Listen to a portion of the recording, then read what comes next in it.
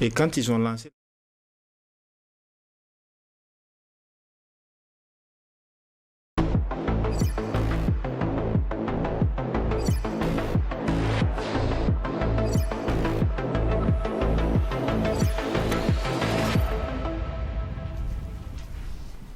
Bienvenue à votre émission, la Tribune des éditos, ce rendez-vous de Truth TV pour décrypter, analyser, parcourir l'actualité nationale et internationale à travers les commentaires et analyses des différents médias.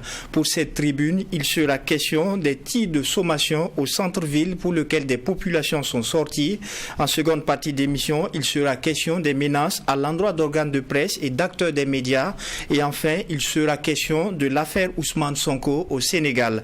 Et pour décrypter ces différentes actualités, je suis accompagné sur ce plateau par 4 professionnels des médias. Nous avons Joachim Vokuma, directeur de publication au journal en ligne Kasseto.net. Oui, merci beaucoup. À vos côtés, nous avons Michel Nana, rédacteur en chef délégué aux éditions Le Pays. Merci. Et nous avons M. Abdoulaye Tao, directeur de publication de l'Économiste du Faso. Bonsoir. Et également le journaliste indépendant Ousmane Paré et des nôtres. Merci.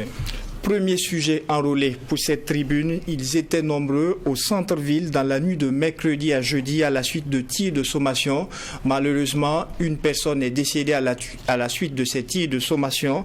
Joachim Vokuma, comment avez-vous vécu cette actualité et est-ce que vous comprenez cette attitude des populations?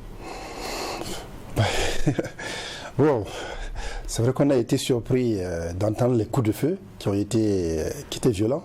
Il faut le dire.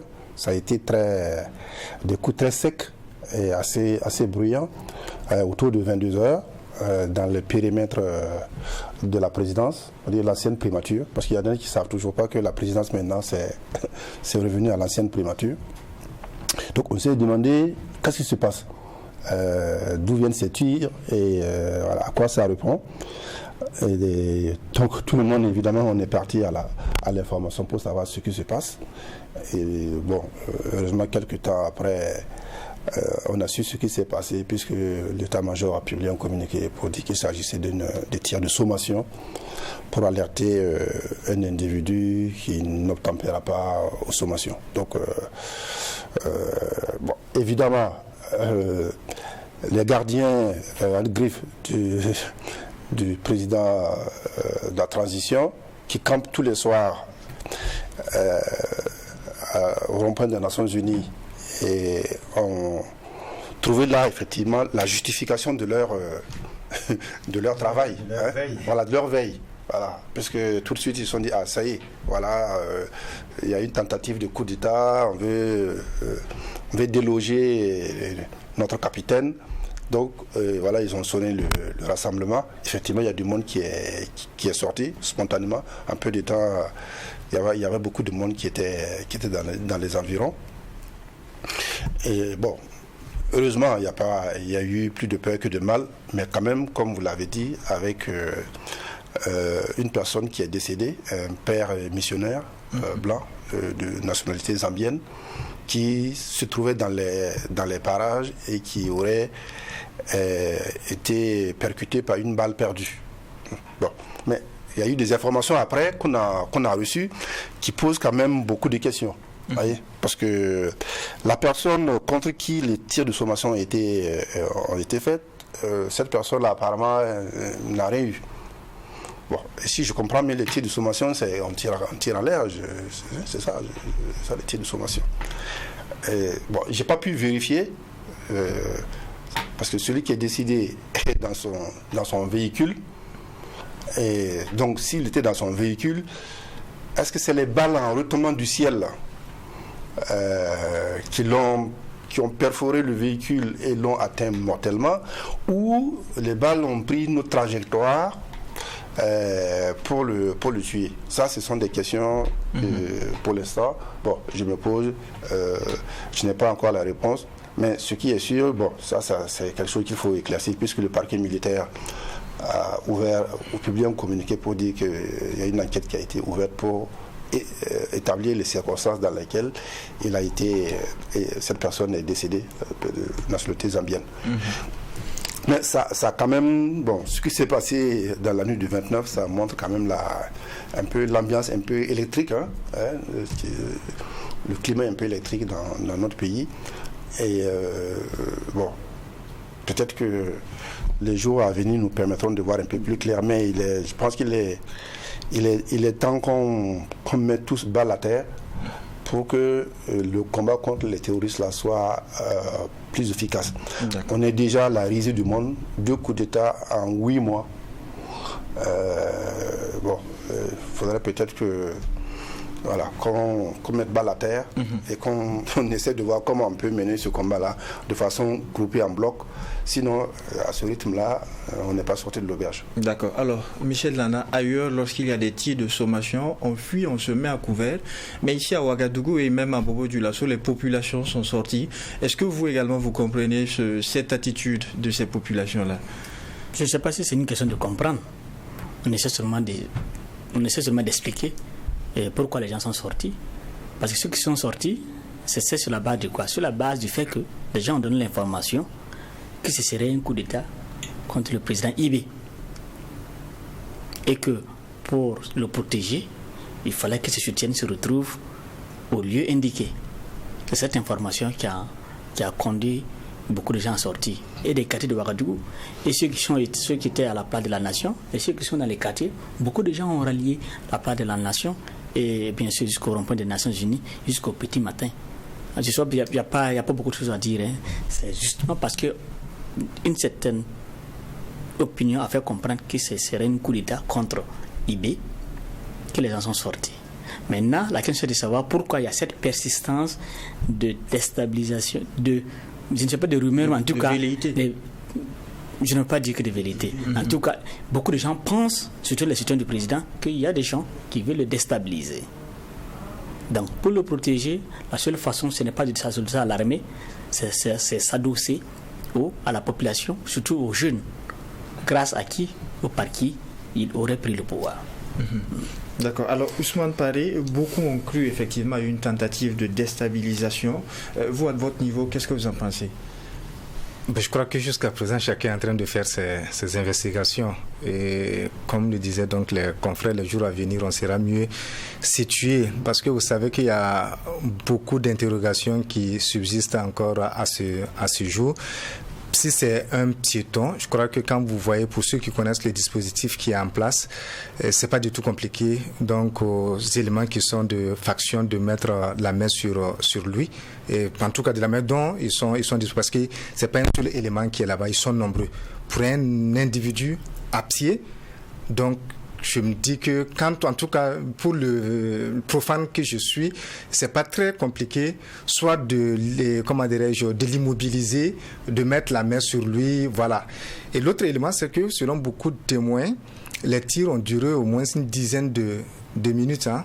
Donc, une dizaine de minutes de tirs de sommation pour un individu à pied qui voulait forcer le passage au niveau de la présidence. Quand vous voyez le dispositif, d'abord, pour arriver au niveau du dispositif, c'est déjà très compliqué. Vouloir le forcer, et vous avez des éléments qui sont là, facilement, qui peuvent quand même mettre la main sur vous. Donc, quand on essaie quand même de réfléchir encore une fois, sur la base du communiqué, on se pose beaucoup de questions. Et comme il y a une enquête qui a été ouverte, certainement qu'on sera davantage situé. L'autre chose que je voudrais dire, c'est par rapport à ceux qui sont sortis. Et moi, je sais que les entretiens ou les différentes formations auxquelles j'ai eu à participer en tant que journaliste avec les forces de défense et de sécurité, le message qu'ils donnent très souvent, c'est quand il y a des tirs, il faut vous mettre à l'abri. Parce que dans ce contexte de terrorisme, ce qu'ils disent surtout, même pour les journalistes qui se précipitaient pour se retrouver sur les lieux des attaques, ils disent que ça peut être des coups de semonce, ça peut participer d'une stratégie des terroristes pour alerter, amener les gens à se regrouper pour mieux frapper. Donc, je crois que le pouvoir actuel doit sensibiliser les populations par rapport à cela. Même s'il compte s'adosser à la population, pour se maintenir, pour perdurer, il y a beaucoup de risques. Et eux-mêmes, de plus en plus, ils parlent de perfidie en termes de stratégie des groupes armés terroristes. Personne ne le souhaite. Mais si ça doit arriver, vous voyez un peu ce que ça peut faire. Que des terroristes ou bien même des gens qui en veulent au pouvoir mettent en place leur stratégie. Parce qu'ils savent que s'il y a une alerte, les gens vont se rassembler à tel endroit et à tel endroit.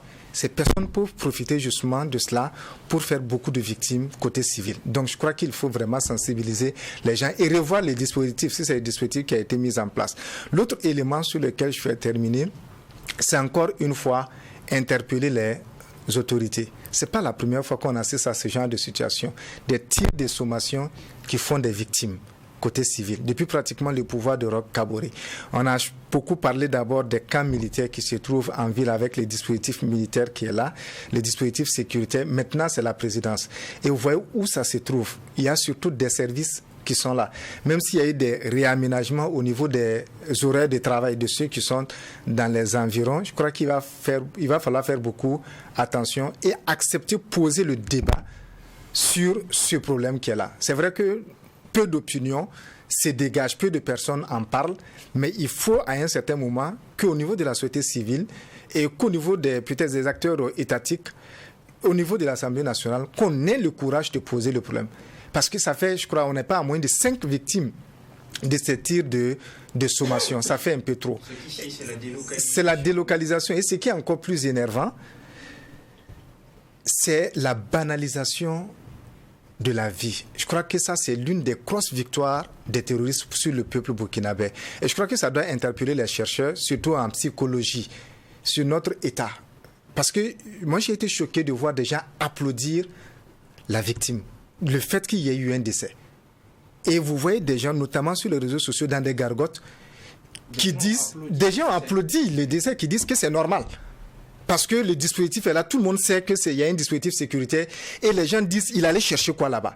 Personne ne se pose la question de savoir où se trouvait le monsieur et comment est-ce qu'il est décédé. Et les gens trouvent que c'est normal que des Burkinabés meurent parce qu'il y a un pouvoir à protéger. Des gens trouvent aujourd'hui que c'est normal dans la lutte contre le terrorisme qu'on fasse qu'il y ait comme ils le disent, des balles perdues et qu'il y ait des victimes collatérales. Si un peuple atteint ce niveau de, je ne sais pas s'il faut dire de cynisme, mais ce niveau de je ne sais pas s'il faut dire de mépris vis-à-vis de la mort, pour moi c'est très très inquiétant. Parce que communiqué qui annonçait les enquêtes. Tout à fait. Non, au niveau de l'État, parce que je n'ose pas critiquer le pouvoir qui fait tout ce qui doit être fait pour sauver le peuple, parce que c'est ce qu'on nous dit. Mais c'est ceux qui soutiennent cela qui me met beaucoup mal à l'aise. Si les gens le comprennent de la part du pouvoir, de la part des militaires, ces mêmes personnes sont capables de faire la même chose pour les mêmes raisons. Et là, c'est très, très dangereux. D'accord. Il va falloir qu'on puisse en sortir, qu'on puisse reconnaître que la lutte contre le terrorisme, le fait de garder le chef de l'État n'est pas une caution à toutes sortes de crimes. D'accord. Alors, Abdoulaye Tao, quel est votre point de vue sur la question? Mais avant, déjà, joyeux anniversaire à l'économiste du Faso. Merci beaucoup. Vous avez célébré vos 10 ans d'existence. Un mot à l'endroit de ceux qui lisent l'économiste et répondez à la question. Non, je vais inviter les lecteurs à continuer de nous lire, à être encore plus nombreux pour qu'on partage les informations. En ces temps difficiles, c'est bon quand même que les lecteurs restent solidaires des journaux, que ce soit en ligne ou que ce soit sur papier, parce qu'on est un peu là pour eux, pour les informer sainement. C'est ça notre métier. Voilà. Maintenant, par rapport à... Il y a beaucoup d'éléments dans ce fait. Moi, quand j'ai vu ça, comme tous les Burkinabés, j'ai eu peur. J'ai dit, qu'est-ce qui se passe encore? Et voilà, et je me suis dit, j'espère que ce n'est pas une tentative de déstabilisation, parce qu'actuellement, on n'en a pas besoin. On n'en a pas du tout besoin. Ça, c'est la première réaction que j'ai eue.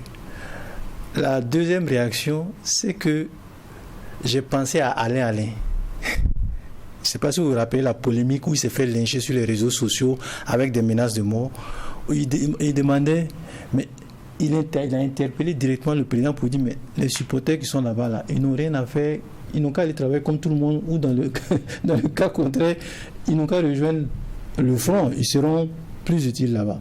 Et les gens ont dit non, qu'ils sont là, ils veillent sur le président. Et je pense que cet incident a donné l'occasion à ces gens de montrer à quoi ils servent en fait. Oui, ils se sont mobilisés, ils sont allés aux nouvelles pour savoir est-ce que c'est à la vue du président on était attenté ou pas. Certains ont parlé de manipulation, que c'était un test de popularité ou de mobilisation. Vous voyez, quand c'est comme ça aussi, ça va dans tous les sens. On ne sait pas sur quel pied danser. Mais il y a un élément qui est inquiétant et je crois que Boukouma l'a abordé. On a un décès et on a un élément qui est dans la nature. Dans ce périmètre-là de haute sécurité, quelqu'un a échappé au tir de sommation, a disparu dans la nature parce que les communiqués officiels n'en font pas cas. Et on a un mort sous les bras dont on ne sait pas comment. L'enquête permettra peut-être de déterminer. Mais moi, sur ce point, je suis très inquiet parce que quand vous regardez le dispositif, la journée, moi je ne connais le dispositif que la journée. Je ne sais pas si la nuit le dispositif change. Ça aussi, il faut qu'on vérifie en tant que journaliste pour se faire une bonne idée. Mais quelqu'un à pied, ça dit que si on commence à tirer sur lui, c'est qu'il est déjà dans le dispositif. Il a franchi un périmètre dans lequel il ne devrait pas être. Donc un monsieur comme ça, on ne sait pas si c'est un terroriste, si c'est quelqu'un qui est venu tester notre vigilance, et il est reparti. Moi, ça, de ce côté, j'ai quand même une petite inquiétude. Maintenant, l'autre aspect, c'est ce que Paris vient d'aborder.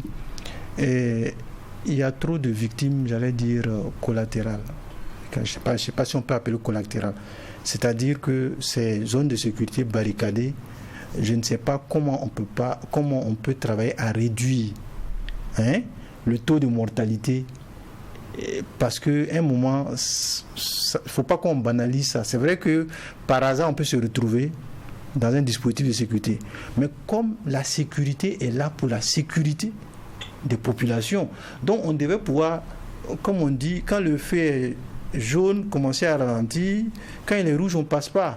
Donc dans le dispositif, je ne suis pas un spécialiste de sécurité, mais je me dis, une zone comme la présidence, je ne sais pas si on va l'appeler maintenant comme ça, présidence, normalement, quel que soit votre degré d'étourdissement, à un certain niveau, il faut que vous vous réveillez pour dire attention, où est-ce que j'ai mis les pieds, et puis voilà, il faut que ce soit ça. Ou bien il faut qu'on interpelle le gars. Il faut déjà arriver à l'interpeller pour savoir qui il est, s'il s'est vraiment trompé. Mais c'est pas le cas. Il n'y a pas eu de communication, il a peut-être été interpellé. On ne nous le dit pas, donc les questions qu'on se pose, on ne sait pas. D'accord. Alors, un peu plus tôt avant, il y a eu le Conseil des ministres au cours duquel on a annoncé la reprise des relations diplomatiques avec la Corée, une décision qui a justement été rendue publique par Olivia Rwamba, la ministre en charge des Affaires étrangères. Michel Nana, qu'est-ce que vous pensez de cette reprise de relations? Moi, je pense que nous sommes dans une posture de revoir nos partenariats à travers le monde. Et moi, ça me surprend pas que la Corée du Nord revienne dans la famille, entre guillemets. Parce que déjà, on se rappelle que sur Sankara, les deux pays étaient déjà très amis. Et que même quand on prend la place de la nation, il me semble que c'est une réalisation de ce... Le monument, c'est grâce à la Corée du Nord qu'on l'a. Donc qu'aujourd'hui, le Burkina Faso qui se retrouve ami avec la Russie, on reprend aussi avec la Corée. Quand on reprend avec la Corée, je trouve que c'est tout à fait normal parce que nous sommes dans notre logique. Et maintenant, la question c'est de savoir qu'est-ce que nous gagnons avec la Corée. Je pense que la visée du gouvernement ici, c'est surtout sur les questions militaires. Et j'espère bien que les autorités nord-coréennes feront tout pour satisfaire à nos besoins en termes d'appui militaire, qui soit surtout sur le côté matériel. D'accord. Alors, Joachim Boukouma, Michel Nana l'a dit, la visée, c'est l'aspect de la coopération militaire. Qu'est-ce que vous pensez de cette reprise de relations qui avait été suspendue à un certain moment? Oui, comme il a dit, en fait, quand on regarde les différentes mesures, en tout cas les choix qui sont faits par le MPSR 2, on voit clairement qu'on se remet dans les pas des révolutionnaires d'août 83.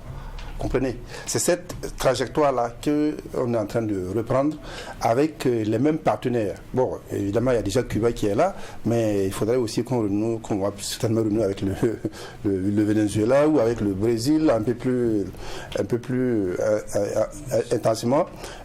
Donc, que la Corée du Nord, vous savez, bon, nous, on assistait au défilé commémoratif du 4 août, là, qu'on appelle ça. Il y avait des figures qu'on faisait au stade du 4 août. C'était les Nord-Coréens qui nous apprenaient ça, sous la Révolution. Donc, Corée du Nord qui est communiste, voilà, versus Corée du Sud qui est capitaliste, avec un rapprochement vers le monde occidental, et la Corée du Nord qui est dans le camp progressiste, voilà, dans l'ancienne division, en tout cas affrontement idéologique. Donc c'est ce cas-là auquel nous avons appartenu. Puis après, quand on a changé d'orientation politique, idéologique, on a mis en parenthèse certains partenaires, et ce sont ces partenaires-là que nous sommes en train avec lesquels nous sommes en train de renouer des relations. Bon, c'est bien, dans la mesure où on sait ce qu'on veut. En tout cas, j'imagine qu'on sait ce qu'on veut à renouer avec ces partenariats-là. Je pense que l'affrontement, la guerre idéologique n'a plus de pertinence aujourd'hui. Je veux dire, tout le monde s'est rallié à l'économie de marché, à la démocratie. Je ne vois plus quelqu'un qui parle de dictature du prolétariat. Donc tout ce fond idéologique-là n'a plus de pertinence. Donc aujourd'hui, ce qui est intéressant, c'est de voir qu'est-ce qu'un partenaire peut m'apporter en termes de satisfaction de mes besoins. Et nous, aujourd'hui, ce dont nous avons besoin, c'est un soutien pour lutter contre les terroristes. La Corée du Nord, c'est une puissance militaire. Tout le monde, ça, c'est pas un secret. Est-ce qu'ils vont nous accompagner comme nous le souhaitons? Bon, c'est tout le mal que l'on peut espérer pour notre pays. En tout cas, le choix est guidé par cet objectif-là, de bénéficier de l'accompagnement de la Corée du Nord. Parce qu'il ne faut pas qu'on se flatte. On a rompu beaucoup de la coopération militaire avec la France. Bon. Est-ce qu'il y a un lien selon vous? Forcément, il y a un lien. Oui, parce que quand tu paies quelque chose, il faut bien le remplacer par autre chose. Et j'ai toujours dit, vous voyez, la politique de l'Union européenne, là, les gens s'alignent derrière les positions françaises. Les pays européens s'alignent les positions françaises à ce qui concerne l'Afrique noire francophone. Parce qu'ils se disent que ce pays-là, c'est la France qui nous connaît mieux. Donc, quand même la force Takuba, c'est sous l'impulsion aussi de la France. Donc, si la France n'est plus avec nous, je ne vois pas comment les autres pays européens là vont vouloir aussi intensifier des relations avec nous. Donc, il faut bien compenser ce manque-là. Et bon, si des bonnes volontés comme la Corée du Nord veut bien nous accompagner, pourquoi pas. L'essentiel, comme on dit quand il y a le feu, que l'eau soit sale ou propre, l'essentiel c'est d'éteindre l'incendie. Alors Abdoulaye Tao, l'intérêt des autorités de transition pour la diversification des partenaires est indiscutable aujourd'hui. Quelle est votre appréciation par rapport à ce nouveau élan avec la Corée du Nord? Bon, moi, je suis un peu comme tout le monde. Je ne suis pas trop surpris. En même temps, j'ai de grosses attentes aussi. C'est une puissance militaire. Bon, qu'est-ce qu'on peut en tirer concrètement? Est-ce que nos attentes vont être comblées? Moi, c'est ça ma question. Il faut qu'on ait quand même une bonne capacité de négociation, de persuasion. Comme on a dit, tout le monde est dans l'économie de marché. Les gens font soit du troc, soit des compensations. Il faut qu'on voit effectivement quels sont nos besoins, qu'est-ce que la Corée du Nord peut faire pour nous, et en contrepartie, qu'est-ce qu'ils gagnent. Mais je pense qu'on a une chance que ça marche, parce que le Sahel est devenu aujourd'hui un enjeu géostratégique. Parce qu'on a des richesses naturelles qui sont très importantes, pétrole, gaz, uranium et or. Donc, tout le monde a les yeux concentrés. C'est pour cela que l'instabilité va être permanente.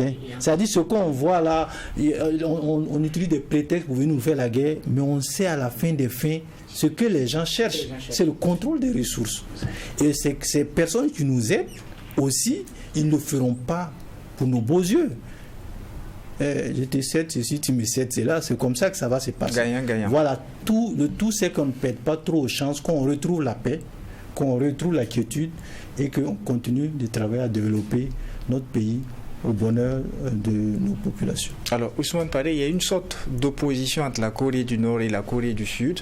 Avant cette nouvelle avec le Conseil des ministres, il était question aussi de reprendre avec mieux redynamiser nos relations avec la Corée du Sud. Aujourd'hui, puisqu'on va avec la Corée du Nord, est-ce que les deux sont possibles?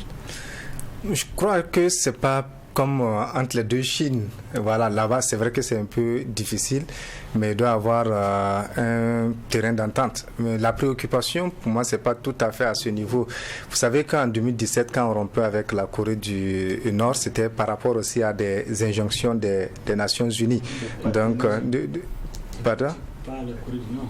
Pardon? Taïwan, Non, pas même la Corée du Nord. La Corée du Nord, on a suspendu en 2017. C'était aussi par rapport justement des injonctions des Nations Unies. Voilà, au regard justement des essais, c'était après un certain nombre d'essais nucléaires donc par la Corée du Sud, et puis des sanctions qui ont été prises. Donc, quand moi j'ai vu la question que je me posais, c'était un peu ça. Est-ce qu'on a tenu compte de l'ensemble de ces facteurs? Bon, des fois, quand on parle comme ça, les gens disent les autorités savent tout. Alors qu'il y a certaines décisions qui ont été prises récemment. Voilà, on s'est engagé. Après, on se rend compte qu'il y a des facteurs, même les éléments, les personnes qui ont travaillé sur le dossier ont négligé certains aspects et après qui nous ont rattrapés. Et sans vraiment remuer la plaie dans le couteau, comme le dirait l'autre. Quand vous prenez, on a beaucoup dit par rapport aux relations avec un pays comme la France, mais quand vous regardez même la documentation pour ce qui concerne une institution comme la Brigade nationale des sapeurs-pompiers, vous vous rendez compte qu'il y a beaucoup de choses justement à ce niveau.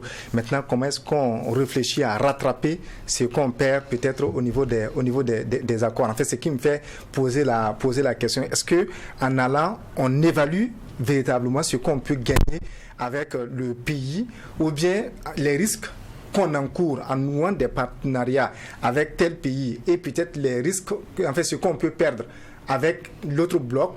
Et souvent, il faut comprendre le temps de bien peser les choses. Vous savez que le ministre Olivier Rwamba, c'est l'intérêt purement militaire. Tout à fait, c'est ce qui a été dit. Tout est purement militaire. Mais vous savez, il y a ce qu'on veut, il y a ce qu'on gagne en réalité. Pour la Corée du Nord, peut-être que ça lui fait plaisir et que nous, on renoue les relations parce que chaque pays a besoin justement d'avoir beaucoup de représentation diplomatique, il y a des facilités. La Corée du Nord, peut-être il y a la question même de renommée et autres qui peuvent être là. Et maintenant, la contrepartie, est-ce que ce sera suffisamment payé? C'est là je dis, est-ce que ce qu'on peut perdre peut-être avec d'autres partenaires, est-ce qu'on pourra suffisamment le compenser? N'oubliez pas, on parlait tantôt de la Chine, par exemple. On est allé en 2017 aussi, je crois, 2018, on a beaucoup de personnes ont applaudi. Et vous voyez que paradoxalement, dans la crise que nous traversons aujourd'hui, on parle moins de la Chine. Alors qu'en ce moment, il y avait cet espoir justement que la Chine aussi, qui est une puissance économique, qui est une puissance militaire, puisse nous apporter beaucoup de choses. Mais vous voyez qu'après les débats autour de l'hôpital de quoi, on parle moins de la Chine, alors qu'un pays comme la Chine aurait pu beaucoup nous apporter, par exemple, sur le plan militaire. N'oubliez pas qu'à un certain moment, on s'est retourné vers Ankara, on avait signé même des accords de coopération. On attendait beaucoup de choses, par exemple, de la Turquie, qu'on voit moins. On a parlé de beaucoup de choses, par exemple, par rapport à un pays comme la Russie, et vous voyez que de moins en moins, on en parle. Parce que concrètement, des fois, vous vous demandez ce qu'on a. C'est vrai, on a parlé de matériel. Il y a une bonne partie qui a été commandée bien avant le pouvoir actuel. Donc moi, je me pose vraiment des questions par rapport à ce qu'on peut gagner. Donc il n'y a qu'à espérer justement que la Corée du Nord puisse nous apporter beaucoup. Mais je crois qu'il y a aussi l'aspect symbolique par rapport au pays. Vous voyez, les gens ont commencé à acclamer avec Kim Jong-un, que les gens adulent un peu comme Vladimir Poutine, et donc avec peut-être que ça peut aussi avoir cette valeur symbolique et comme un peu des éléments sous la révolution. D'accord. Et on va rester avec vous pour aborder un autre sujet retenu pour cette tribune. On assiste de plus en plus à une recrudescence de menaces proférées à l'endroit d'organes de presse et d'acteurs de médias médias. Alors, il y a eu ce communiqué du Conseil supérieur de la communication qui a condamné ces messages à travers leur communication. Est-ce que vous comprenez qu'on puisse en arriver à là? Oui, je crois que c'était prévisible pour ceux qui observent un peu le milieu. Et je m'amuse des fois à dire, pour ceux qui ont vu un peu l'évolution des acteurs sur les réseaux sociaux, ceux qu'on appelle les activistes, ça se comprend aisément. Partez en 2014 avec le pouvoir du MPP.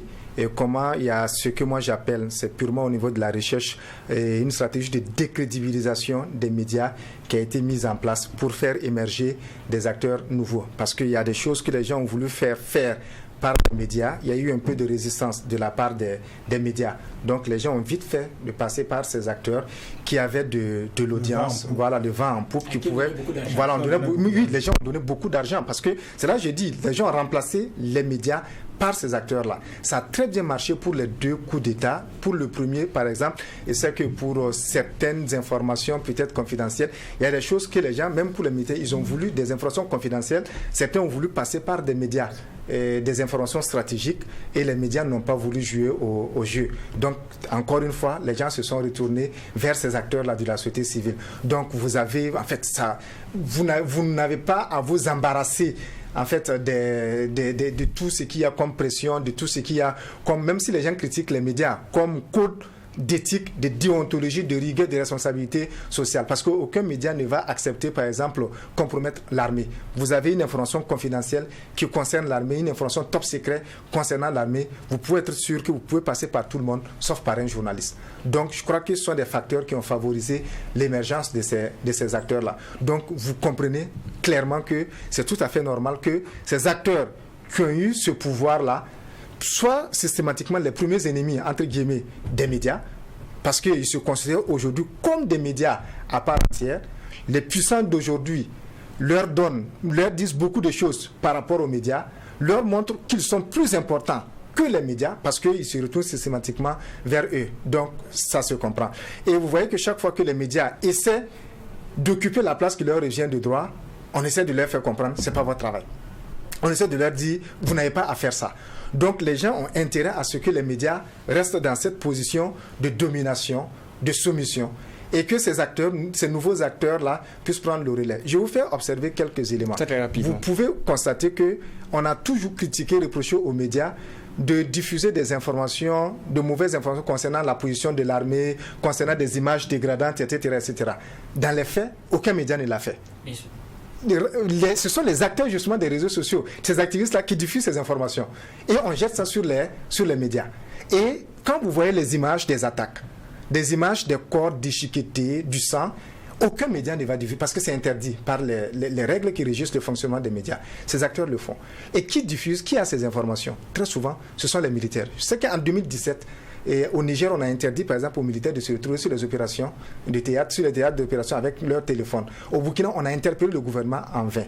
L'autre crise grave que cela va orchestrer, tout de suite, hier, avant-hier, il y a des images, même aujourd'hui encore, d'exécution de présumés terroristes. Les gens vont m'insulter pour le mot terroriste, présumé, mais je l'utilise quand même, qui ont été arrêtés, et les gens donnent des informations même par rapport à ces informations, à ces éléments. C'est très grave ce qui se passe. Ce sont des images qu'on ne doit pas diffuser, même si ça a été fait. En principe, ça reste un secret défense au niveau de l'armée. Des gens qui ont été exécutés sans jugement. Surtout que de plus en plus, on parle de prévôts au niveau de l'armée, des gens qui sont chargés de faire la police. Sur les réseaux justement. Mais ce sont des activistes qui soutiennent le pouvoir qui le font. Et vous savez, vous êtes sûr que toutes les organisations de défense des droits humains vont documenter ces éléments et que ça va ressortir dans les rapports. Et on va les inquiéter. Tôt ou tard, ça va sortir dans les rapports. Ces personnes, excuse-moi de te couper, oui. Ces personnes aujourd'hui qui se disent les supporters du régime en place. Du régime, qui disent qu'ils sont les défenseurs du régime et qui souvent brandissent des soi-disant trophées de guerre, c'est eux qui vont causer leur perte Parce que si la tempête passe, généralement, vous savez que les enquêtes de crimes de guerre, crimes comme de l'inhumanité, c'est pas à chaud. Oui, mais ma question au-delà de tout, qu'est-ce qu'on pourrait bien reprocher aux médias? C'est justement ce que je suis en train de vous expliquer. Parce que les gens n'arrivent pas à obtenir ce qu'ils veulent des médias. Les médias deviennent systématiquement des ennemis. Ça, c'est le premier élément. L'autre aspect, c'est quoi? C'est que les gens veulent justement que les médias fassent un travail qu'on n'arrive pas à définir. Aujourd'hui, on parlait de journalisme patriotique. Quel est le contenu de ce journalisme patriotique-là? On dit de soutenir la transition, de soutenir la lutte justement contre le terrorisme. Mais quel contenu justement on donne à tout cela? Donc tant que les choses ne sont pas claires, les journalistes continuent de fonctionner comme ça fonctionne. Je ne dis pas que le journalisme fonctionne sur des règles rigides. Ça évolue. De plus en plus, on parle par exemple de journalisme et de solutions. On parle de nouvelles pratiques de journalisme. Ça c'est enseigné dans toutes les écoles. Ici, on forme des journalistes justement à cela pour dire que le journaliste s'adapte aux différentes situations. Mais concrètement, posez-vous la question, qu'est-ce qu'on reproche aux médias? Dans le traitement de l'information, il y a les faits, il y a les opinions. Vous allez observer que très souvent, on s'en prend aux opinions. Ce n'est pas les faits. Mais pourquoi justement on ne veut pas que les gens expriment leurs opinions? Il y a le journalisme d'opinion, c'est un genre à part. On pourrait y revenir. Alors, Abdoulaye Tao, il pose là une question très importante. Qu'est-ce qu'on pourrait reprocher aux médias finalement avec ces menaces? On a vu le communiqué du CSC qui condamne fermement, qui appelle à ce qu'on revoie, mais qu'est-ce qu'on reproche concrètement aux médias? Moi, je pense que c'est ceux qui nous critiquent. Je pense qu'il faut, eux qui nous jettent en pâture, je pense qu'il faut les réunir un jour. Un atelier. Non, sans les journalistes sur un plateau pour qu'ils disent. Justement. Mais il parle d'activistes. Il est compliqué de réunir un activiste. Oui, mais on les connaît. On connaît les pas. Il y en a qui sont bien connus. Il y a aussi le gouvernement même de pouvoir qui reproche des choses. Il y a des cellules de communication occultes qui sont certainement dans certains départements qui activent ces réseaux-là. Et je crois qu'à l'occasion de la rencontre du groupe de médias Presscom, voilà, où la question a été posée, les journalistes et les communicateurs se sont posé la question quelle pourrait être notre attitude par rapport à la crise. Et moi j'ai tendance à dire que ce n'est pas la première crise que le Burkina traverse. Le Burkina a fait déjà deux guerres contre le Mali. Maintenant, c'est une autre forme de guerre. On est en train de s'adapter. La comptabilité macabre que les gens font, ce n'est pas dans nos médias. On a tué combien? Regardez, beaucoup de médias ont arrêté de faire ces décomptes macabres-là. Parce qu'il n'y a rien de plus démoralisant que d'afficher les chiffres et puis d'en tirer les conclusions. Les médias aujourd'hui, pour moi, personnellement, quand je regarde, comme il a dit, peut-être sur les opinions, on peut dire que vous avez été très dur à la suite de votre analyse, etc. Mais notre première fonction, là, c'est de rapporter des faits qui sont vérifiables et qui ont un intérêt pour la vérité, qui ont un intérêt pour l'intérêt général.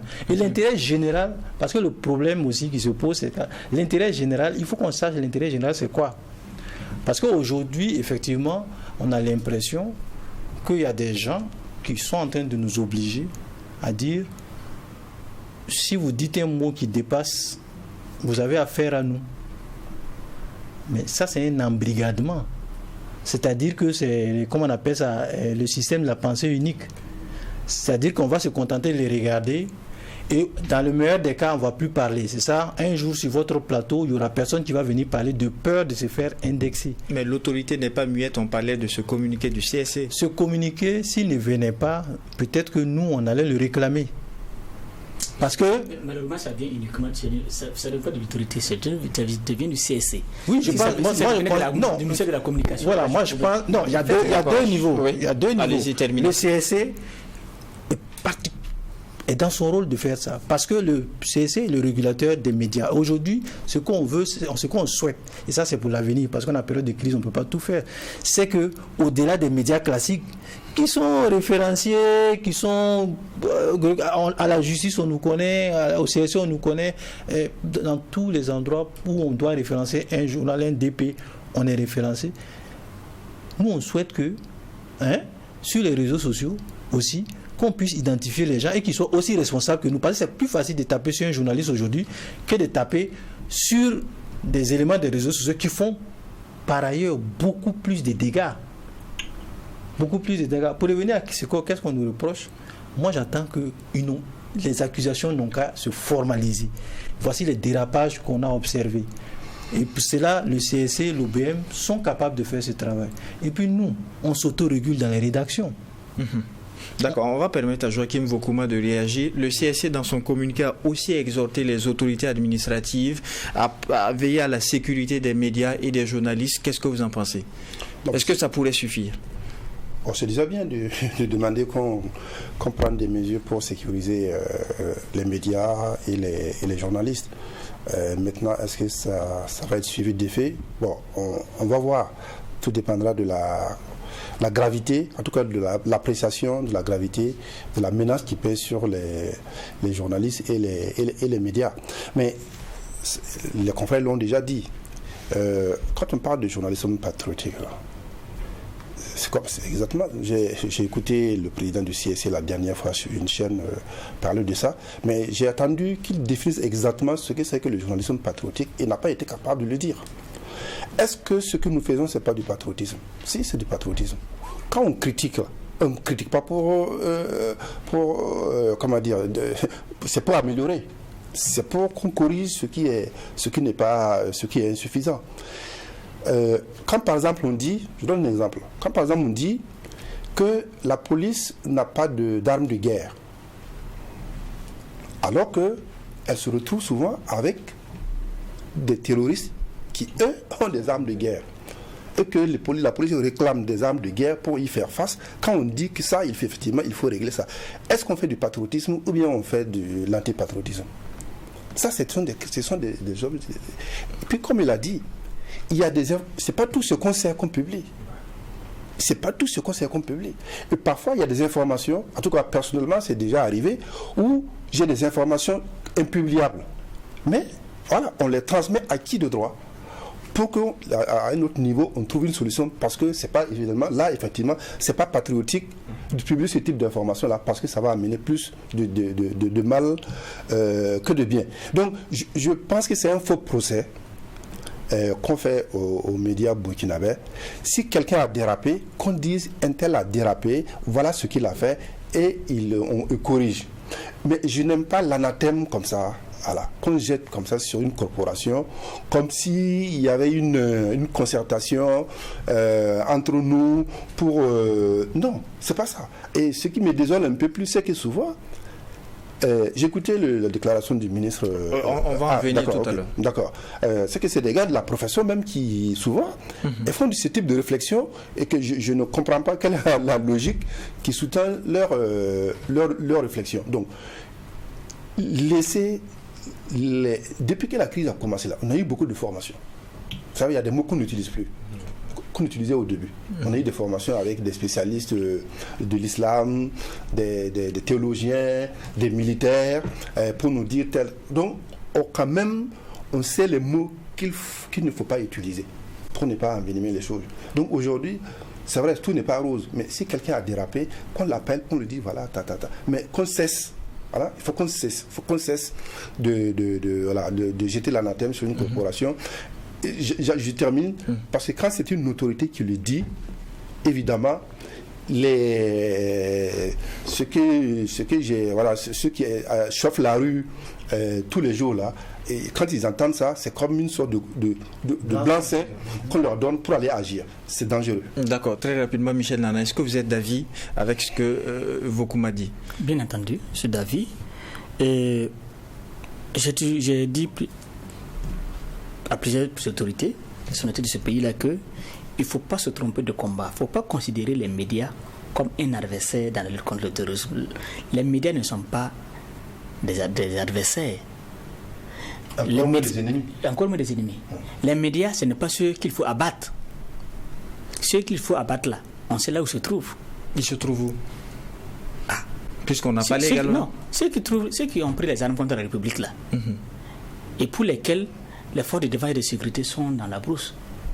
C'est eux qu'il faut traquer, mais ce n'est pas les médias. Mais on a fait comprendre aux gens qu'en fait, le problème du Burkina Faso, entre autres, ce sont les médias. Et la rue, et ce sont des voix officielles qui ont pratiquement dit ça. Qui ont dit ça. C'est-à-dire on a vendu aux gens chers. Conséquence, et ce que les gens attendaient, la rue a récupéré ça. Donc, dès que tu donnes une information, même si c'est fondé, mais on ne te lâche pas. L'affaire de Omega, le confrère. Et l'affaire de don d'armes de la Côte d'Ivoire au Burkina. Cette information qui a été publiée là, ça a valu au Omega beaucoup de critiques et d'injures. Pourquoi? Pourquoi dire que la Côte d'Ivoire a remis des armes au Burkina Faso va mériter des injures, sinon d'un appel au meurtre? Je crois qu'on est en train de déraper et j'ai l'impression que le pouvoir ne maîtrise pas la situation par rapport à cette question des médias là. Or, moi je pense, s'il gère mal la question des médias, s'il fait en sorte que les gens s'attaquent aux médias pour des objectifs que nous ne savons pas, on ne sait pas ce qui va advenir plus tard. D'accord, et nous allons vite avancer. Il n'y a pas de position médiane dans cette guerre qui est engagée. Aujourd'hui, il faut que tous les Burkinabés, y compris les journalistes, puissent accompagner cet effort de reconquête du territoire national. Ce sont des propos du ministre en charge de la communication, Jean-Emmanuel Ouedraogo, qui était face aux hommes de médias. Un commentaire, Ousmane Paris. Ce que j'ai dit de façon globale, il faut qu'on ait le courage de sortir un peu de la paresse intellectuelle, de faire sortir des théories sans les élaborer. Le grand frère Joachim Boukouma parlait tantôt de cette notion de journalisme patriotique. Je crois que si on attend quelque chose des journalistes concrètement, on réunit les gens dans un cadre, on réfléchit et on fait sortir des orientations. Je vous parlais tantôt des nouvelles pratiques du journalisme. Chaque fois que les médias ont été confrontés à des difficultés, à des problèmes, les gens réfléchissent et les gens, en fait, il y a les formateurs au niveau de la recherche, il y a des stratégies qui sont chaque fois élaborées. Je parlais du journalisme de solution qui, de plus en plus, est suggéré, qui s'applique à beaucoup de... J'aurais accepté qu'il parle de journalisme de solution, qui est une réalité dans des médias, dans la pratique journalistique aujourd'hui, que le journalisme patriotique. Ce que je fais observer, c'est que depuis que la crise a commencé, tous les pouvoirs s'en sont pris aux médias. Personnellement, j'ai été associé à un travail avec une ONG, Internews en son temps, où on a élaboré un document de journalisme sensible au conflit. Ce sont des partenaires extérieurs qui ont financé ce travail. Mais au niveau du ministère, qu'est-ce qui a été fait pour vulgariser ce document dans les rédactions, pour que les gens puissent prendre connaissance du contenu?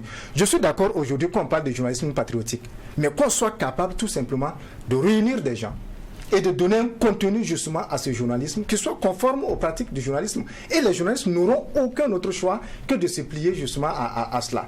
Maintenant, quand on s'inscrit dans cette idée de polarisation, où on dit par exemple, soit on est pour, soit on est contre, ou on est ennemi, mais à un certain moment, il faut qu'on dise quelle pratique journalistique s'oppose justement à la lutte contre le terrorisme. Parce que l'autre confusion dans laquelle il faut sortir, c'est la confusion entre le pouvoir, un régime, le gouvernement et l'État, ou peut-être la nation. Il faut qu'on fasse la différence entre les choses. Mais ce qu'on dit déjà, c'est que c'est parce qu'il y a la paix que le journaliste peut communiquer. Mais il y a quel journaliste qui est contre la paix? Si vous en connaissez, dites-le moi. Si le CSC a documenté des pratiques qui sont contraires au principe de journalisme, mais qu'on traduit ces journalistes justement dans les... En fait, le CSC se réunit chaque fois et puis qu'on sanctionne. D'accord, oui, on permet à Abdoulaye Taoulou. Sur le sujet, je pense qu'on fait beaucoup la politique d'autruche. Et lui, il a bien résumé la situation. Michel Nana. Peut-être qu'il y a un agenda derrière, on ne sait pas. Sinon, ce qui se passe aujourd'hui est inquiétant. Et je pense que ce que tout le monde craint va arriver. Ils vont s'attaquer un jour frontalement, soit à un journaliste, soit à un média. Ce qu'on ne souhaite. Ce qu'on ne souhaite pas. Et si rien n'est fait, ça va arriver. Moi, je pense qu'on a le CSC. Le CSC est en campagne d'information, de sensibilisation. Tout le monde a applaudi. Son discours n'est pas tout le temps perceptible, ou bien on n'est pas toujours d'accord. Mais moi, j'ai dit à des confrères, j'ai dit, mais aujourd'hui, avec l'arsenal juridique qu'on a, il y a des choses, si vous faites en période de guerre, même en tant que civil, là, vous êtes passible de la cour martiale. Hein? les secrets économiques et les secrets de défense, si vous les publiez, il y a le code pénal, le code de l'information. On a un arsenal qui, quelle que soit la situation, l'arsenal juridique aujourd'hui permet aux journalistes, aux bons journalistes, c'est vrai qu'on n'est pas tous à la même enseigne, en tout cas aux journalistes professionnels qui veulent faire son travail, de faire son travail en toute indépendance. Parce que le problème c'est quoi? C'est que les gens peut-être veulent, comment on appelle ça, embarquer toute la presse dans une campagne de communication nationale. Mais ça, même aux États-Unis, les plus grands démocrates là, ils n'ont pas pu le faire. En Chine, où on pense que c'est un État très fort, même en Chine, il y a des médias qui arrivent à dire ça c'est bien, ça c'est pas bien. C'est leur contribution à l'évolution de la nation, pourvu justement que ce ne soit pas en dehors des règles prescrites par la loi. D'accord, on est un peu pris par le temps. Joachim Voukouma, quel est votre commentaire par rapport à ces propos du ministre de la Communication? Moi, je suis un peu désolé par les propos du ministre, quelqu'un pour qui j'ai beaucoup d'estime. Quand je vois qu'il fait une lecture bushienne de George Bush, vous vous rappelez, il disait tu es avec nous, tu es contre nous. Bon, on ne peut pas. Où est la place pour la complexité, la nuance? Parce que les choses ne sont pas aussi simples que ça. Si c'était aussi simple, depuis que la crise a commencé, on l'avait réglé. C'est pas aussi simple que ça. Donc, bon, il est peut-être aussi embarqué dans une ambiance. Lui, c'est un homme politique. Oui, voilà. Donc, il fait son job. Voilà. Bon. On ne peut pas lui en vouloir. Mais le contexte aussi est là. Mais bon, nous, c'est pour ça que le mélange le fait le propre pour qu'il n'oublie pas qu'il est d'abord journaliste et que même si aujourd'hui il a une casquette politique, ça c'est une lecture qui est contre-productive parce que ça de fait ce n'est même pas possible de dire attendez, je termine, soyons pratiques. Le MPSR 1 a chassé des gens du pouvoir.